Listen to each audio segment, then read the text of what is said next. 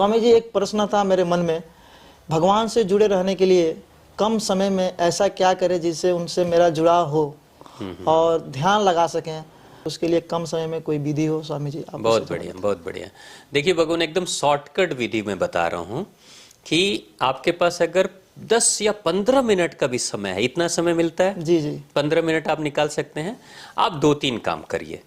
जो भी घर में जिस भी स्थान पे भगवान की मूर्ति वगैरह है, जी जी, तो आप पूजा करना है करिए। आप उसके साथ में एक दीपक जरूर जलाइए।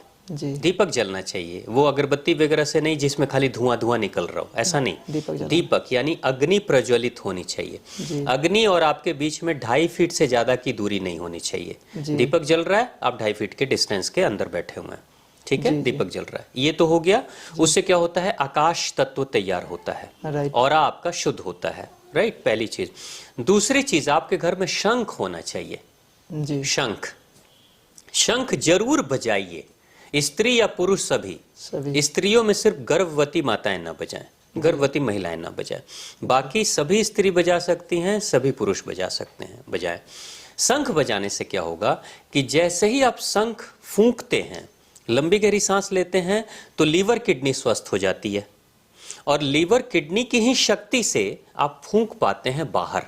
जी, तो उस समय किडनी की शक्ति मिलती है हार्ट को और लंग्स को, दिल को और फेफड़े को, और इसी के दम पर, किडनी की शक्ति के दम पर आप शंख को फूंकते हैं, जिससे शंख बजता है। जी स्वामी जी, तो जब आप शंख फूंक कर बजाएंगे तो लंग्स, फेफड़े और दिल दोनों स्वस्थ हो जाएगा। जी, और 5वां जो अंग है महत्वपूर्ण, वो है दिमाग। जब आप जोर से शंख को लंबे समय तक बजाएंगे, फूंक मारेंगे, तो जितनी भी वायु अंदर है शरीर के अंदर, वो सारी की सारी बाहर निकल जाती है।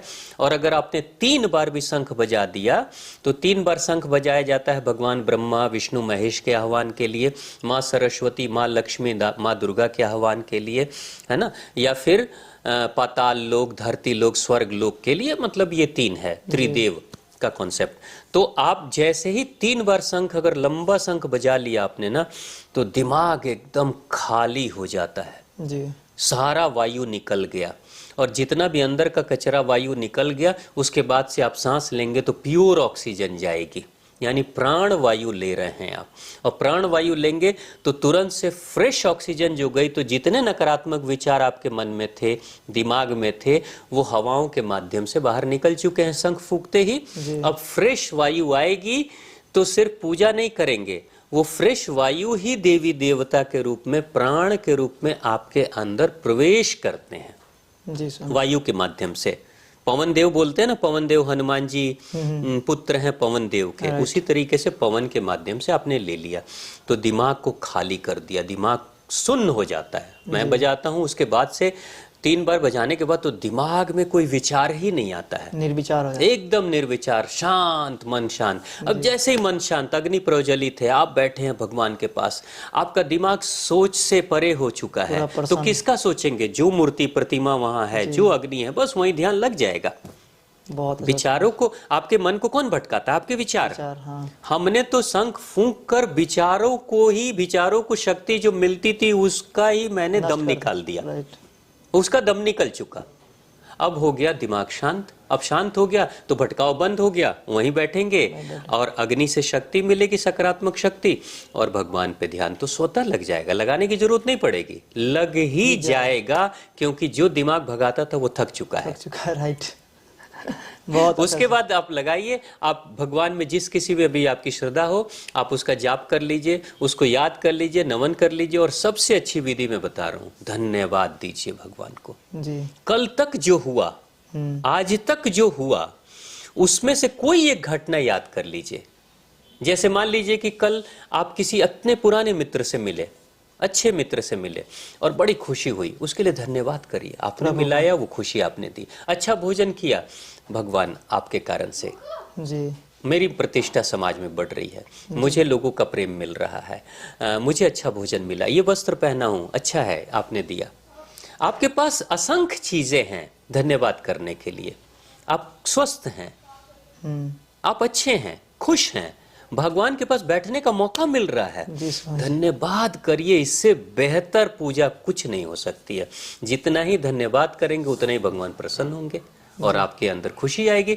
और खुशी को बढ़ाना ही तो आनंद की दिशा में बढ़ना। जी। आत्मा का खुराक आनंद ही है। आत्मा के पास है क्या? आनंद। और जिस दिन उस परमानंद से आप मिल लेंगे ना, उसके बाद मैं बता रहा हूँ, बाजार चलते हुए ध्यान होगा, जी मार्शल आर्ट करते हुए ध्यान होगा, लोगों से बात करते हुए ध्यान होगा। 10 लोग आपके साथ बैठ के बात कर रहे हैं, आप भी बात कर रहे हैं और ध्यान भी चल रहा है। जी। ऐसा आनंद आता है। तो बस उसी से जुड़िए, आपकी पूजा हमेशा चलेगी। 10 मिनट के लिए पूजा करेंगे, लेकिन कुछ दिनों के बाद आपको लगेगा कि दिन भर मेरी पूजा चल रही है। बाइक चला रहा हूँ, पूजा चल रही है, लोगों से बात कर रहा हूँ, पूजा चल रही है, काम कर रहा हूँ, पूजा चल रही है। ऐसा होगा। और यहीं से ध्यान की शुरुआत हो जाती है। ध्यान का मतलब क्या हुआ? जिस काम को करें उसी पे पूरी चेतना लग जाए, पूरा ध्यान लग जाए, बस यही ध्यान है।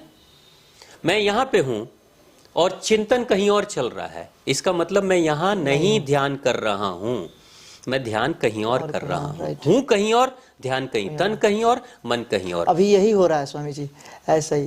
तन और मन जब एक जगह पे हो जाता ऐसे है, ही बस होता यही है। ध्यान है। मतलब अगर हम लोग कोई काम करते हैं, बच्चे को हम कुछ समझा रहे हैं, बता रहे हैं, वो सोचता रहता है, हम बोलते हैं कहाँ हो तुम, हाँ। तब वो फिर ध्यान लाता है। तो ऐसा होता है बच्चों के साथ भी। लेकिन आपने बताया, मैं बच्चों को भी ऐसे को एक्सप्लेन करूंगा। और स्वामी जी ने जो विधि बताई वाकई काबिल तारीफ है। इसको आप लोग अपनाएं, जिंदगी में काफ़ी परिवर्तन आएगा। मैं भी स्वामी जी इसको अपनाऊंगा। राइट। बहुत बहुत धन्यवाद स्वामी जी। खुश रहिए, खुश रहिए।